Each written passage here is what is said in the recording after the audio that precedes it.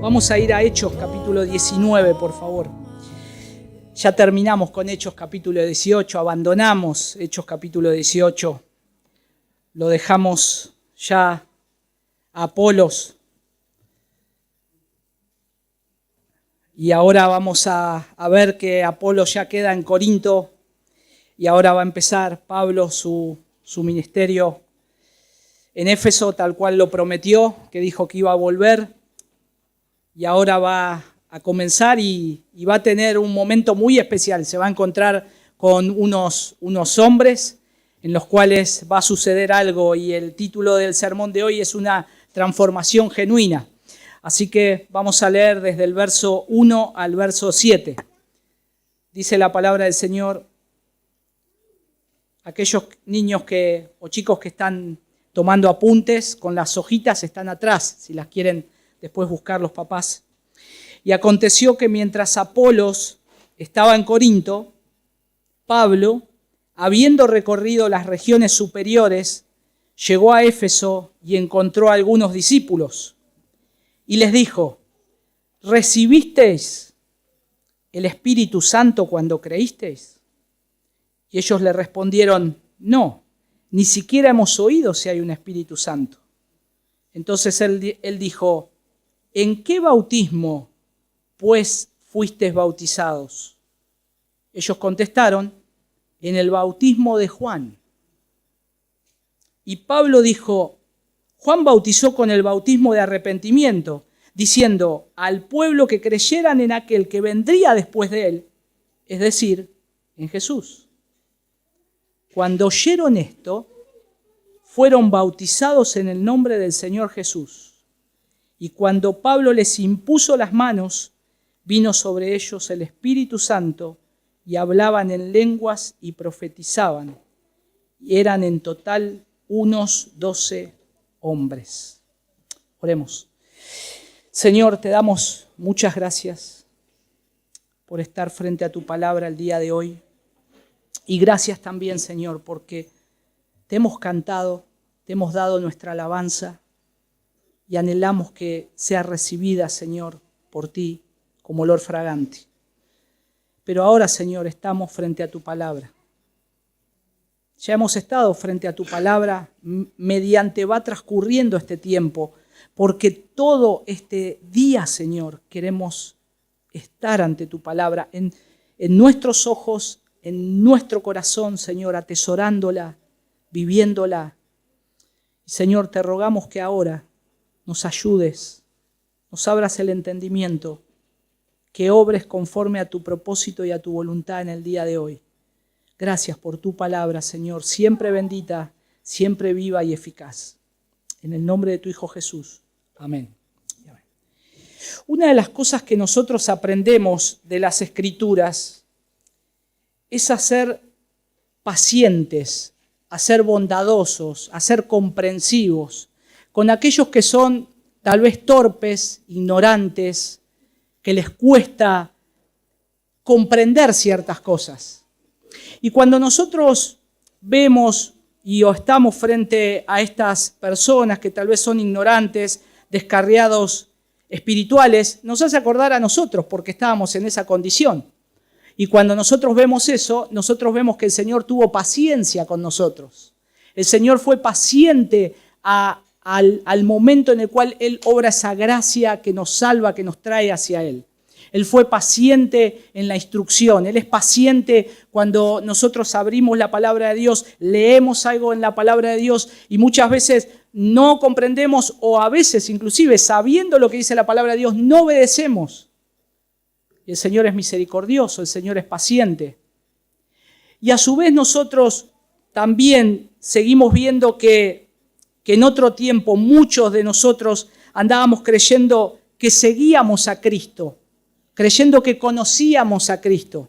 Tal vez algunos de nosotros nació en un hogar donde ya nuestros padres iban a la iglesia y nos llevaron de muy pequeño y crecimos pensando, bueno, yo ya conozco a Cristo, yo ya sé todo, mi papá de chiquito me llevaba a la iglesia. Pero cuando empezamos a ver y empezamos a considerar el Evangelio de Cristo en nuestra vida, vemos que todavía nos falta tanto, que todavía somos ignorantes, que todavía hay muchas preguntas, que el Señor todavía tiene que seguir obrando en nosotros.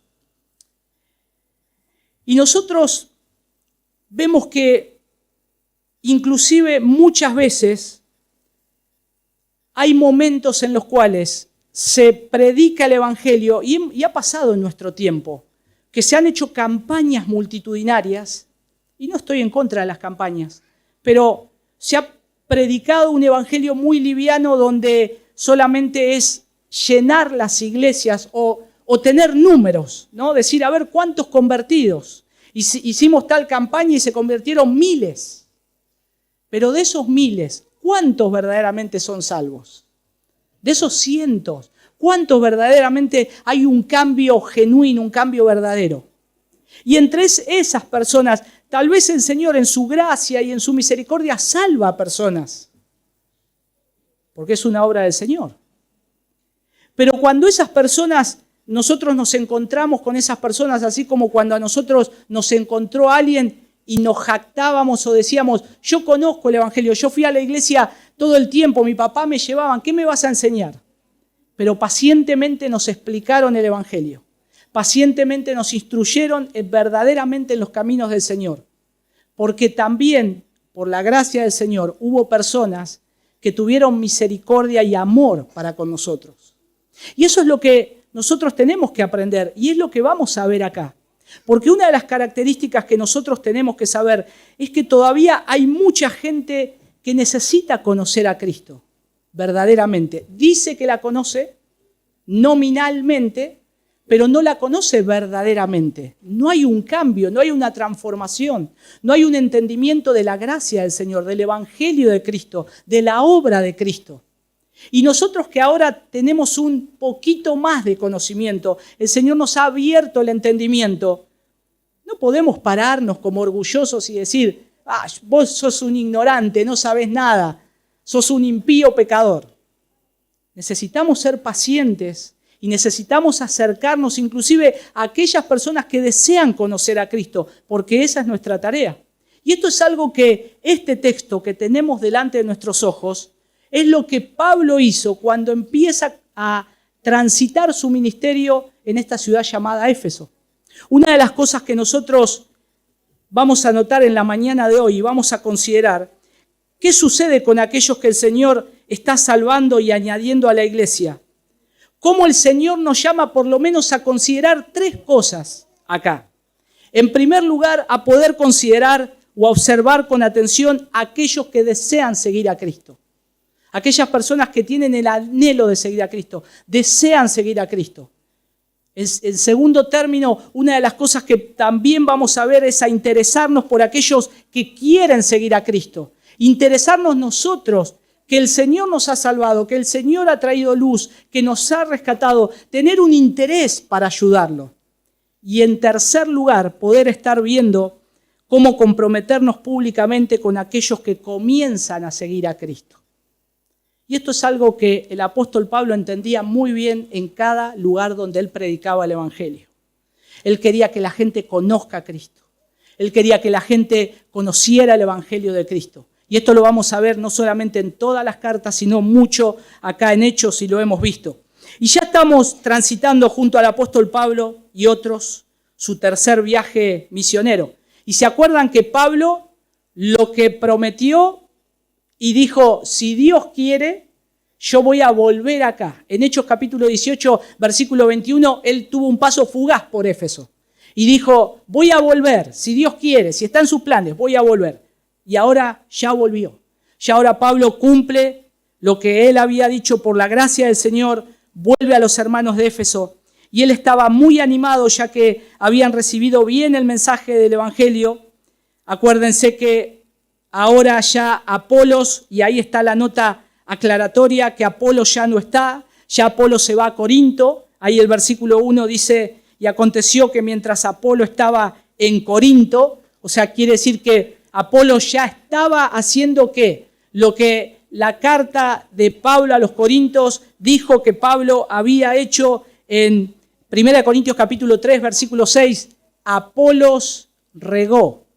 Apolo ya estaba regando la semilla que Pablo había plantado en Corinto. el Evangelio de Cristo. Y él se fue ahora a seguir esa tarea. Y después de terminar su ministerio en Galacia y Frigia, Pablo continuó hacia el oeste por tierra, a través de la región de Colosas, de la Odisea también, Hierápolis, en el valle de Licos, y llega finalmente ahí a Éfeso. Y es de notar que acá va a ministrar 3 años. Pablo se va a quedar 3 años en Éfeso predicando la palabra de Dios. Se va a quedar anunciando el Evangelio de Cristo, haciendo discípulos. Esa era su intención. Y si nosotros miramos, o si ustedes, algunos deben saber, que Éfeso era la capital de la provincia romana de Asia. Llegó a ser una ciudad muy comercial, la gente iba a comercializar, pero también de ahí salía mucha mercadería.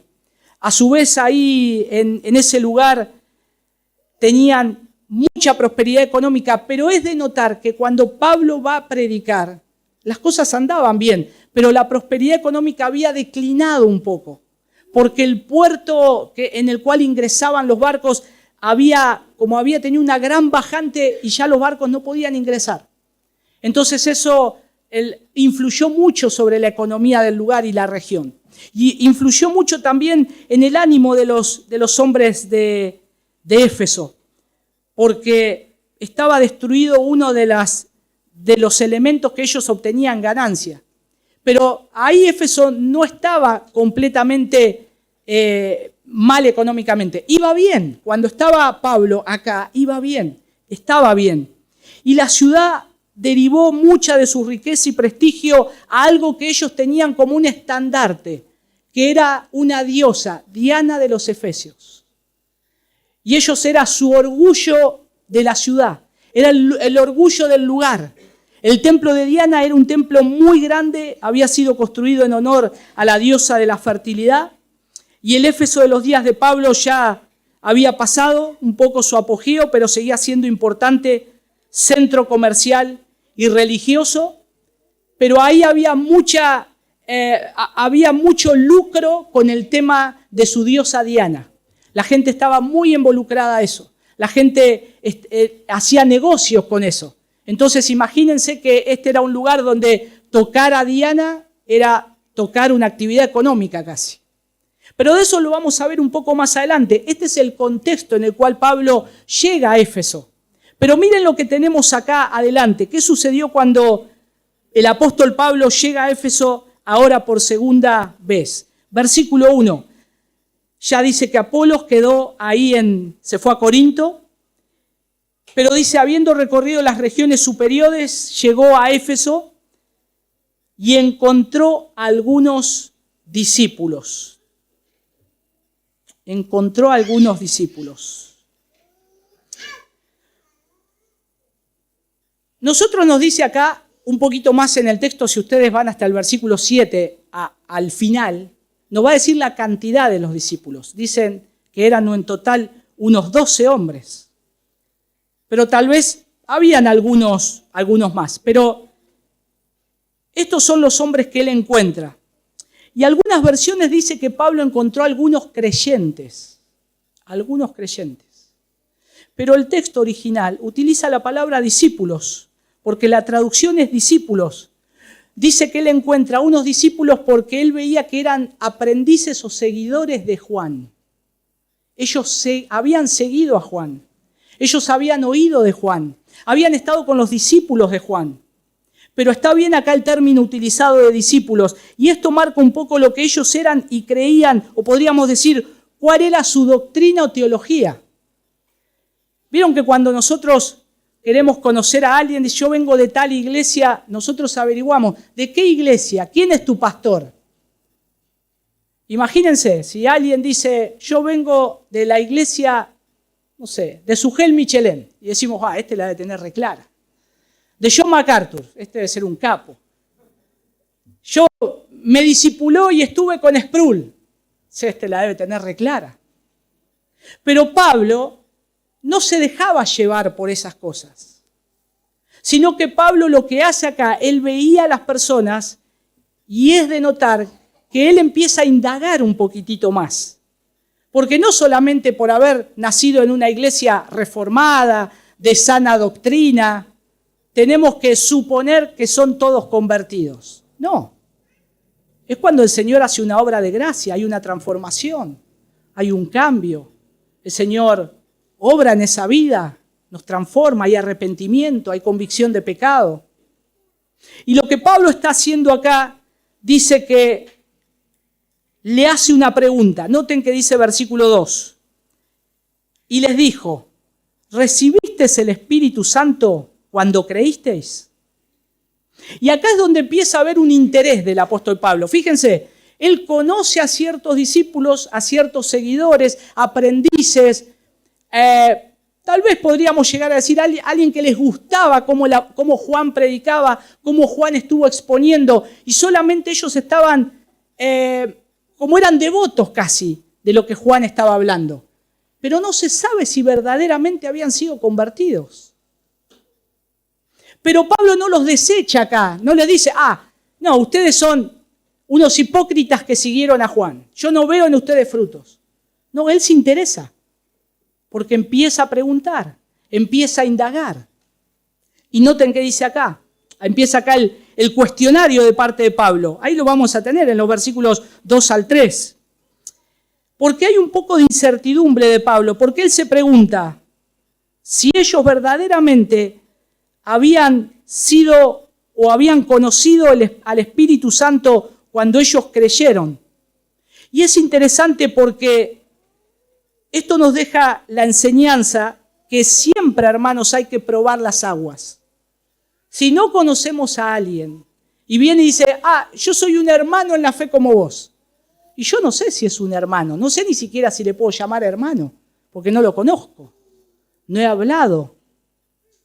Por eso tenemos que indagar. No porque seamos desconfiados, sino porque el Señor nos está diciendo que cuidado con aquellos que dicen de llamarse hermanos, entren a ustedes o entren acá y empiecen a hacer un lío tremendo. Cuidado. La evidencia de que una persona es nacida de nuevo es que ahora el Espíritu Santo habita en los cristianos. Y eso es lo que Pablo les está diciendo. Si ustedes verdaderamente son creyentes, el Espíritu Santo tiene que habitar adentro de ustedes. Y viene por ahí la pregunta. Y en ese momento, el Evangelio ya estaba avanzando a toda la tierra y a gentiles. Y gentiles también iban a llegar a Cristo, de la misma manera que judíos. Entonces Pablo, claro que tiene que preguntar. Claro que tiene que indagar. Pero estos discípulos, miren qué interesante lo que le responden. Ni aún hemos oído que haya un Espíritu Santo. Entonces, ante esta pregunta, ante esta respuesta, esta afirmación en sí misma, parece inconcebible casi. Porque ¿cómo puede ser que sea un creyente y no tenga el Espíritu Santo? Si alguien nos dice eso hoy a nosotros, ¿qué pensaríamos? Yo soy un hijo de Dios, nacido de nuevo, pero no sé si el Espíritu Santo vive en mí. Y entonces decimos, entonces no tenés muy claro el Evangelio, la obra del Evangelio. Y eso es lo que Pablo ahora ve a estos discípulos, ven que hay una intención abierta de diálogo, ve que casi son como unos ignorantes. Y él, en vez de desecharlo, él se preocupa por ellos, se preocupa por su condición. Y entonces lo que vemos acá es que, y nosotros sabemos que la evidencia de la presencia del Espíritu fue obvia en la vida de Juan. Si ellos fueron discípulos de Juan, él había recibido el Espíritu Santo. Miren ahí en Lucas capítulo 1, lo que pasaba. Lucas habla bastante de Juan desde el comienzo, el capítulo 1 casi antes del nacimiento de Jesús. Pero miren el versículo 15. El nacimiento, antes de nacer Juan. Porque él será grande delante del Señor, no beberá ni vino ni licor, y será lleno del Espíritu Santo, aún desde el vientre de su madre. Entonces quiere decir que Juan, él sí recibió el Espíritu Santo. Y cuando él empezó a predicar, si nosotros vemos también ahí en Lucas un poquitito más adelante, en Lucas capítulo 7, Cuando Jesús sana al siervo del centurión, pero en el versículo 24, cuando vienen los mensajeros de Juan, fueron a Jesús. Y Jesús le dice, ¿qué saliste a ver en el desierto? ¿Una caña sacudida por el viento? ¿Mas qué saliste a ver? ¿Un hombre vestido con ropas finas? Mirad, los que visten con esplendor y viven en deleites están en los palacios de los reyes. Pero, ¿qué saliste a ver? ¿Un profeta? Sí, os digo, y uno que es más que un profeta. Este es aquel a quien está escrito, he aquí, yo envío mi mensajero delante de tu faz, quien preparará tu camino delante de ti. Os digo que entre los nacidos de mujer no hay nadie mayor que Juan. Sin embargo, el más pequeño en el reino de Dios es mayor que él. Noten que lo que Juan está haciendo es anunciando el camino del Mesías. Pero a su vez, él había sido lleno del Espíritu Santo. Entonces el mensaje que Juan estaba dándoles a todos sus discípulos apuntaban a Cristo. Por eso lo van a buscar a Cristo. Por eso hay algunas dudas ahí cuando Lucas nos relata. ¿Eres tú el que va a venir? ¿Eres el rey que estamos esperando? ¿Eres el rey que por tantos siglos vinieron reyes y no era? ¿Ahora eres tú el Mesías? Y sí, claro, era él. Eran el que estaban esperando.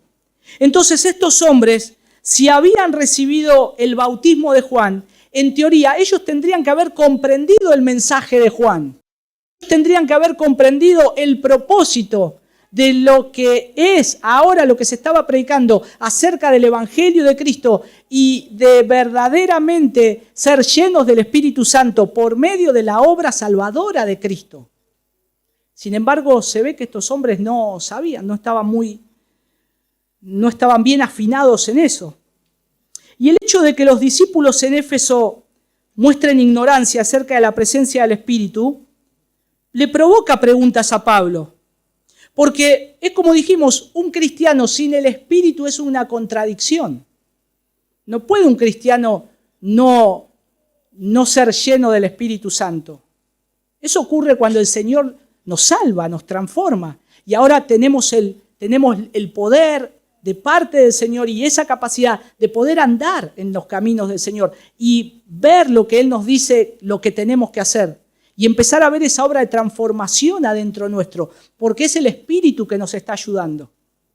Pero estos hombres no lo tenían muy en cuenta, porque lo que hace el Señor en nosotros es poner fe o creer, y sin el Espíritu, si no tenemos nada, si no tenemos al Espíritu, entonces esto nada más es como un compromiso que tengo con alguien. Un compromiso que tengo con una persona que me acerqué a escuchar la palabra y me gusta cómo predica, me gusta lo que hace, pero la verdad yo no creo, no tengo fe. Y entonces solamente soy como que alguien que sigue a un hombre y así podría seguir a alguien de un partido político, a un jugador de fútbol. No sé, soy alguien que sigue a una persona, pero no hay una obra de Cristo adentro mío. Y esto es lo que le pasaba a estos hombres. Y entonces, otra pregunta que surge acá, ¿no? ¿Eran estos hombres seguidores de Cristo? ¿Habían sido bautizados en el nombre de Jesús? Y el Nuevo Testamento enseña que nadie que no haya recibido el bautismo cristiano puede ser parte de la comunidad de la fe. Si nosotros nos volvemos a un evangelismo de números, y acá son 12 hombres, yo podría decir, estos 12 hombres son hermanos, recibámoslo, porque quiero llenar la iglesia. Y los podríamos haber abrazado, o Pablo los podría haber abrazado. Pablo, estás empezando el ministerio en Éfeso, necesitas gente, no cuestionar gente. No estar poniendo en duda, pero noten que Pablo acá lo hacía con mucho cuidado. No hay ninguna falta de respeto, nada. Él hay una intención genuina de querer ayudarlos. Pero Pablo no es que le iba a decir, bueno, ahora sí, ya ustedes son parte de la iglesia. No, momento.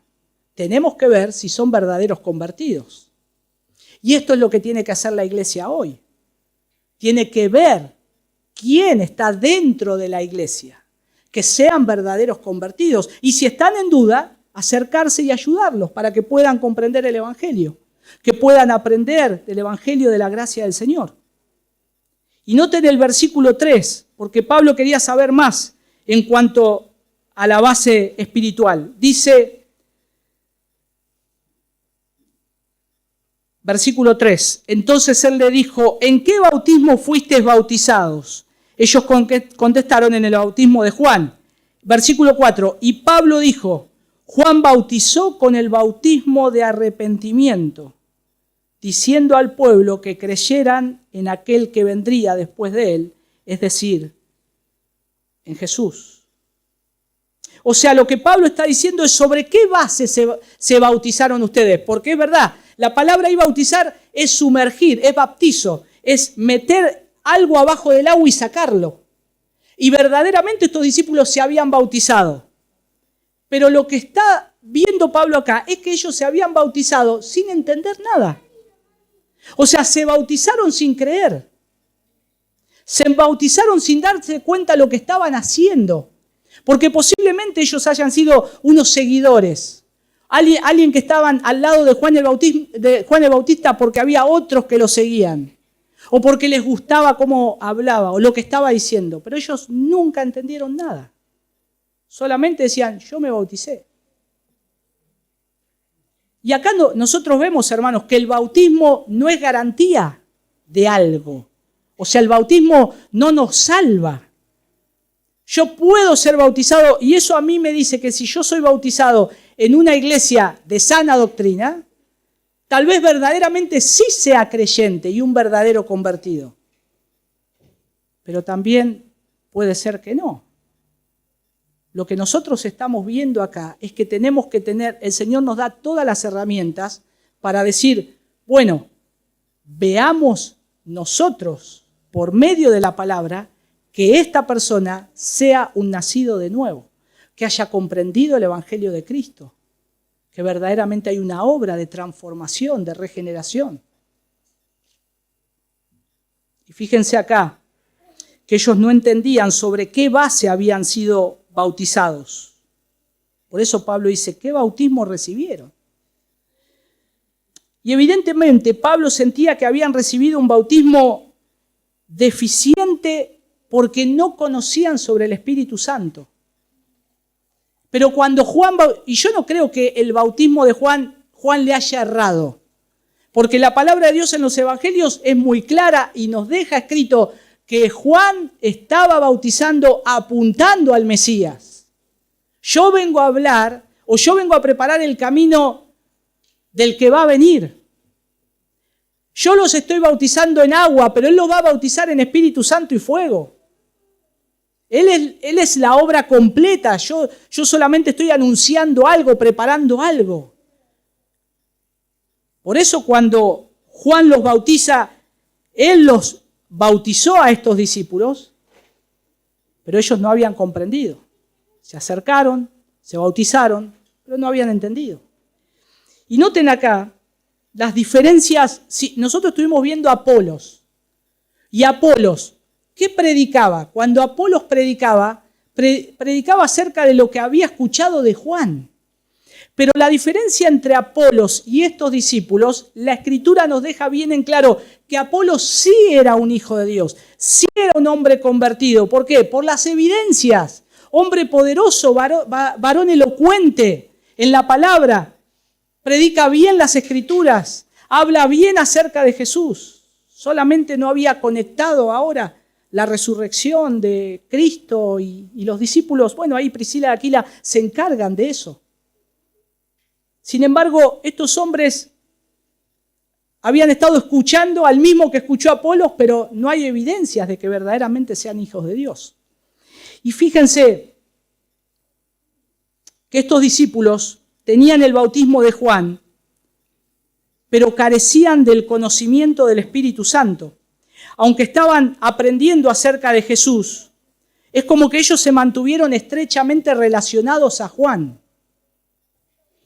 Y entonces acá nosotros vemos que estaban en una fase que era casi introductoria a la fe cristiana.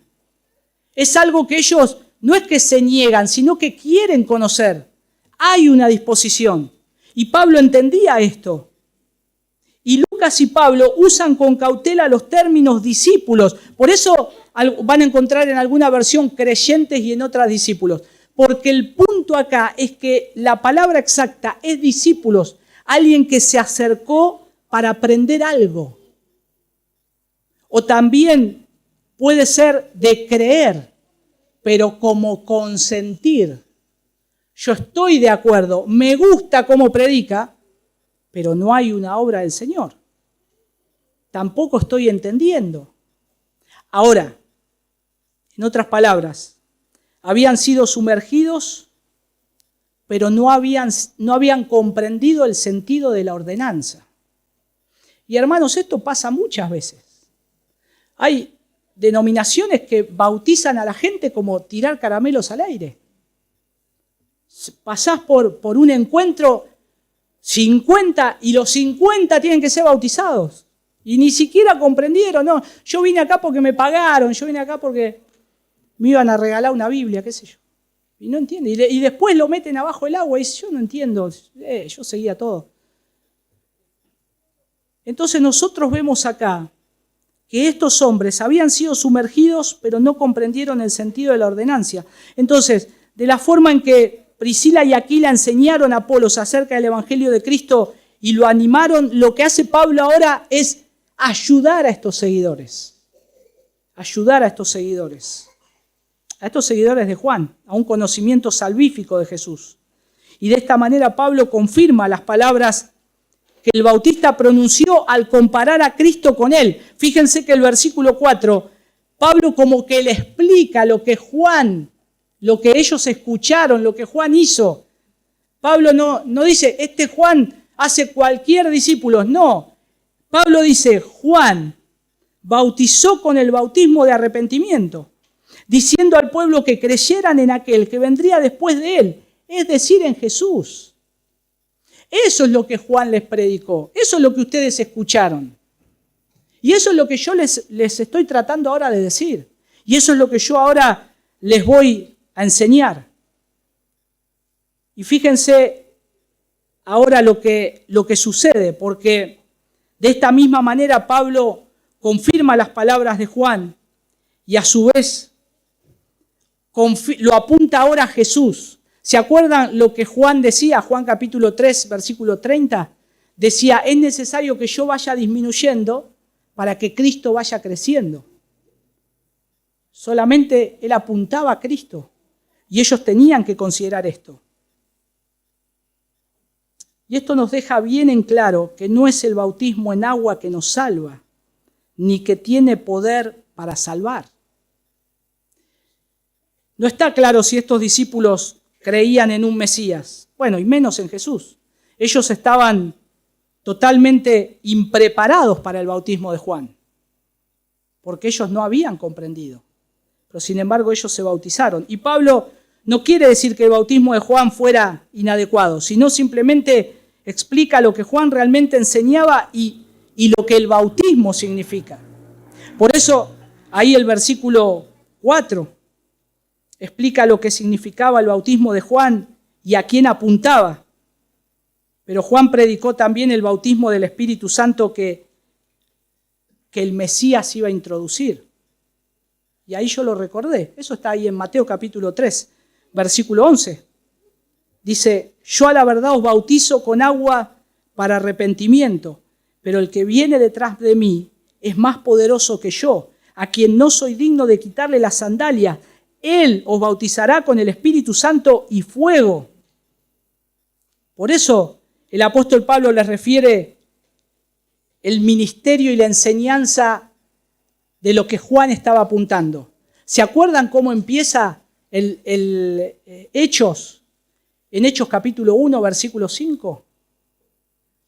Miren ahí Hechos 1:5, solamente para recordar. Pues Juan bautizó con agua, pero vosotros seréis bautizados con el Espíritu Santo dentro de pocos días. Y eso es lo que le estaba refiriendo Pablo.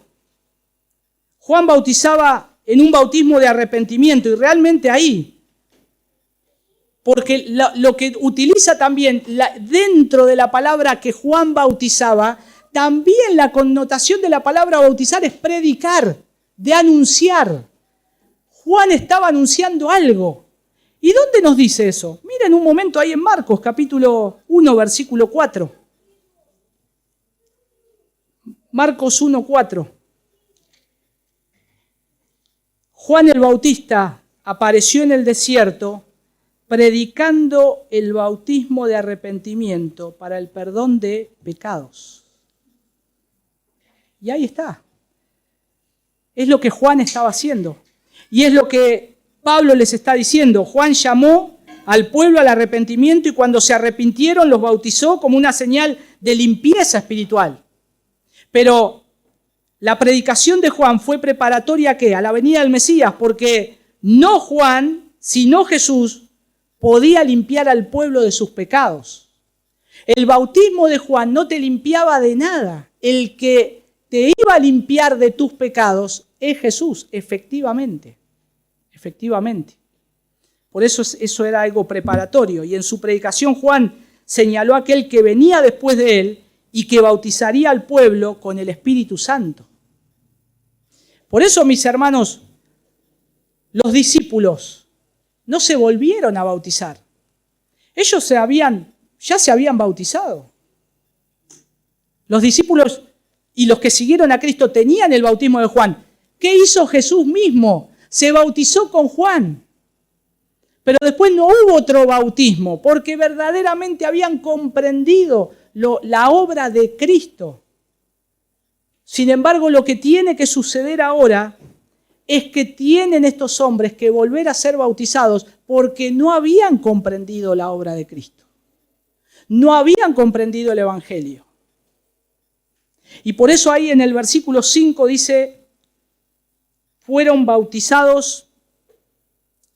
dice, cuando oyeron esto, fueron bautizados en el nombre del Señor Jesús. Apolos no fue rebautizado, tampoco. Los discípulos o los 12 tampoco fueron rebautizados. Jesús no recibió otro bautismo que el de Juan. De lo que se trata acá simplemente es que estos 12 hombres eran sumamente ignorantes a lo que respecta del bautismo de Juan. No solamente eran ignorantes de lo que respecta al significado del bautismo de Juan, por lo que respecta al arrepentimiento y al mesianismo de Jesús y al Espíritu Santo. De eso eran ignorantes, porque ellos lo dejaron bien en claro en el cuestionario. Ni sabemos que hay un Espíritu Santo, qué sé yo. Por eso Pablo los bautiza, y no tanto de nuevo como de una manera real en el nombre o sobre la autoridad del Señor, tal que como él mismo había ordenado, en Mateo capítulo 28, versículo 19, ¿no? De ir y hacer discípulos a todas las naciones, bautizándolos en el nombre del Padre, del Hijo y del Espíritu Santo. Lo que Pablo está diciendo es que ahora el bautismo que ustedes van a recibir, este es el bautismo que apunta a Cristo, es lo que Juan estaba haciendo. Pero ahora que lo comprenden, lo tienen que hacer como una evidencia de que verdaderamente ustedes están creyendo en el Evangelio. El bautismo de Juan apuntaba hacia adelante, al Mesías que iba a venir. El bautismo que hoy, o que ahí estaba diciéndole Pablo, y lo que hoy nosotros hacemos, apuntan hacia atrás, a la cruz de Cristo, aquel que vino, al Mesías. Por eso nosotros nos bautizamos en el nombre del Padre, del Hijo y del Espíritu Santo, pero nos bautizamos en el nombre del Señor Jesús. Porque nuestra fe está puesta atrás, en lo que hizo ya Cristo por nosotros. Y es lo que Él les estaba diciendo. Ahora ustedes están siendo bautizados mirando hacia atrás a la obra de Cristo, comprendiendo aquel Mesías que vino, que es el Mesías, que es el Salvador, aquel que Juan estaba predicando. El bautismo de Juan apuntaba hacia adelante al Mesías. Miren ahí al Mesías. Él verdaderamente los va a bautizar en Espíritu Santo y fuego. Y el entendimiento apropiado de Jesús involucra todo el resto. incluyendo la Trinidad, ¿no? Padre, Hijo y Espíritu Santo. Y Lucas nos da acá no es que no da acá una fórmula, sino que simplemente explica que estos hombres tenían un objeto adecuado de su fe, que era Jesús, y ahora realmente son bautizados. Ahora ellos entienden que Cristo los salvó. Ahora ellos entienden el Evangelio, porque Pablo ahí les explicó qué significaba el bautismo de Juan. Y es lo que necesitaban saber. Ahora verdaderamente comprenden y ahora verdaderamente ellos son bautizados. Y finaliza ahí versículo 6, dice, y habiéndole impuesto las manos. Bueno, la imposición de las manos era algo común en ciertos aspectos. Generalmente a veces nosotros encontramos ahí que se imponía las manos para una ordenación, pero en ese tiempo es como que, imagínense que estaban todos mirando y estos hombres ahora qué pasa, y Pablo con esta señal es como que les está imponiendo las manos para aprobar lo que ahora ellos están creyendo. Y ahora lo que ellos están tomando esa determinación de seguirle a Cristo porque entendieron el Evangelio. Y también hubo apóstoles presentes en el nacimiento de la iglesia cuando nació. Ahí nosotros vemos en el capítulo 2 cuando Pedro predica. Y nosotros vemos cómo la iglesia va creciendo y va avanzando. Y así como está la inclusión de los samaritanos. ¿Se acuerdan en el capítulo 8? Todavía Pablo o Saulo no había sido convertido, el Señor no lo había salvado. Y él hacía estragos en la iglesia, hizo que los creyentes se esparcieran y llegó el evangelio a Samaria. Y entonces ahora la iglesia cada vez se va agrandando más. Y los gentiles ingresan, después de la conversión de Pablo, en el capítulo 10, ingresan los gentiles. Y ahí ahora hay más gente, no solamente judíos, samaritanos, ya ahora se está extendiendo hasta lo último de la tierra. Y en cada caso el propósito de Dios fue hacer siempre hincapié en la unidad de la iglesia. Por eso la marca distintiva era, para que vean todo esto que estaba ocurriendo, era algo que no les entraba en la cabeza. ¿Cómo puede ser que ahora el Señor esté salvando a samaritanos, a gentiles, hasta lo último de la tierra? Bueno, para que vean que esto es una señal genuina de que son verdaderamente salvos, en este tiempo, acá en Hechos, había algo particular. Que ellos hablaban en lenguas y profetizaban. Y la palabra acá profetizaban es hablar las maravillas de Dios en otro idioma que otros puedan comprender. La palabra acá, lenguas, es la palabra glosa, lengua. No viri. No, eso no es nada. Eso es un invento. No de raba y nadie sabe lo que dice. El Señor es un Dios coherente. Dice que ellos hablaban en otro idioma y es como un sello. Estos verdaderamente son de ustedes. Acéptenlo. Era una señal. Y hermanos, nosotros no necesitamos eso hoy, porque tenemos todo el Evangelio completo.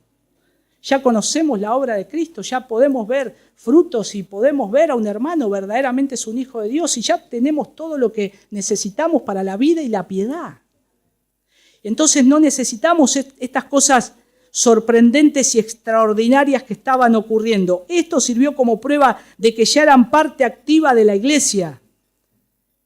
Y esto sucede en algunas partes de Hechos. Cuando comienza Pedro predicando, dice que ellos hablaban en otras lenguas, en otros idiomas, las maravillas de Dios. Y eso sorprendió a mucha gente, ¿no? Porque decía, ¿cómo pueden ser estos? Y no había academia de lenguas. No estaba la teacher Karina enseñando distintas lenguas para hablar. No, esto era algo sobrenatural. Y decían, escuchamos hablar en nuestro idioma lo que de Dios se refiere. Pero era algo en un tiempo específico. Y ellos necesitaban evidencia tangible de que el Espíritu Santo moraba en ellos porque habían oído que Él ya había venido, que Cristo había venido y que el Espíritu Santo ahora había venido. Y acá es interesante porque por cuarta vez el Espíritu es derramado sobre un grupo de personas. Primero fue sobre los judíos en Jerusalén, después fue sobre los samaritanos y después fue sobre los gentiles de Cesarea. Y ahora los reciben en Éfeso. Entonces no quiere decir que esto fue una constante. Solamente en 4 lugares específicamente pasa esto. Y ahí lo tienen después en los relatos anteriores en Hechos. Y el texto dice además que Pablo ahí les impuso las manos sobre los discípulos. Y esto también es interesante porque el imponer las manos no es algo que algunos vieron cómo somos, hermanos, ¿no? Tremendos. O sea, creer que por la imposición de manos un poder sale de mí. Eso es, vemos muchos dibujos animados. Como que sale un rayo y vemos a hombres que están haciendo así con las manos y la gente tirándose. ¿Qué sale? Nada, acá hay una imposición de manos y 3 veces nomás en Hechos habla de imposición de manos. No todo el tiempo lo hacían, era una confirmación. Después lo hacían cuando iban a orar por alguien que iban a salir al ministerio. Les imponían las manos como una aprobación. Pero no hay nada especial en eso. No hay nada sobrenatural. Sobrenatural es la obra de Cristo que hace en la vida de las personas.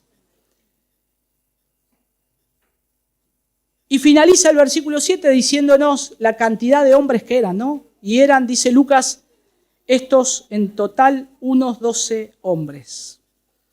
Si nosotros vemos acá y decimos, ¿y esto qué me puede enseñar? ¿Qué es lo que yo puedo sacar de acá? Bueno, seguramente ustedes ya tienen sus conclusiones, ¿no? Pero nosotros vemos claramente acá que una posible respuesta es considerar la extensión de la iglesia en Jerusalén, Samaria, Cesarea, porque ya el evangelio se está expandiendo a todo el mundo.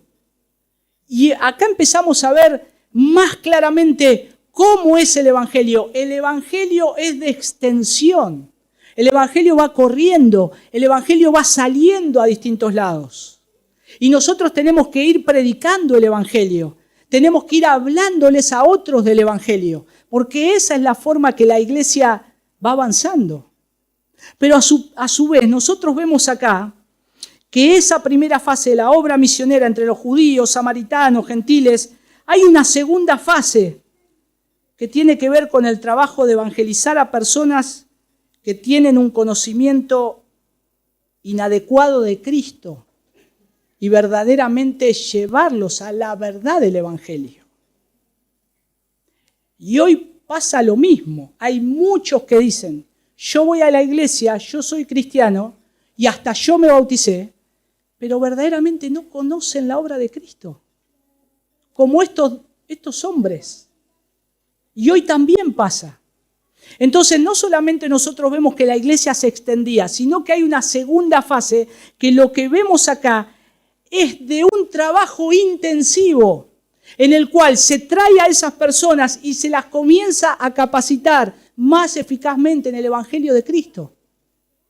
La iglesia necesita estas 2 facetas.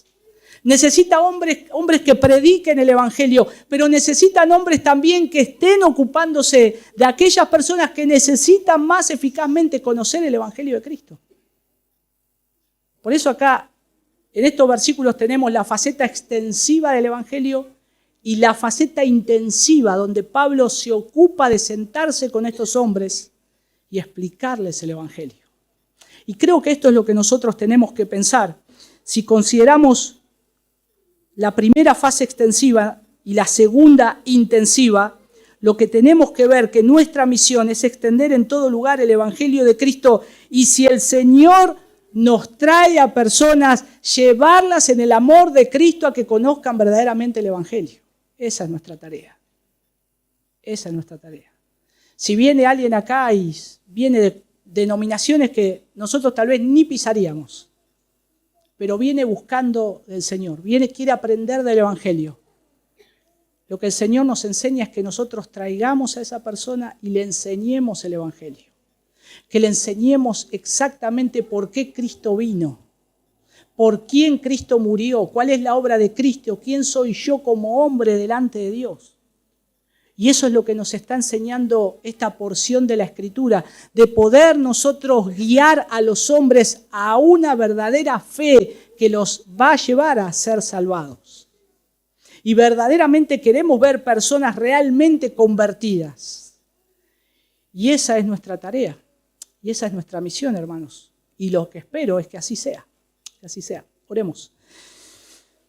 Señor, te damos gracias por desafiarnos a poder ver en tu palabra cómo de una manera sobrenatural en el tiempo que tu iglesia estaba creciendo y naciendo, nos llevas a ver tu obra, Señor, y nos llevas a considerar a personas. Señor, lo que traes, lo que somos nosotros y lo que traes a nosotros, traes personas. Muchas veces con incertidumbres, con una mala teología.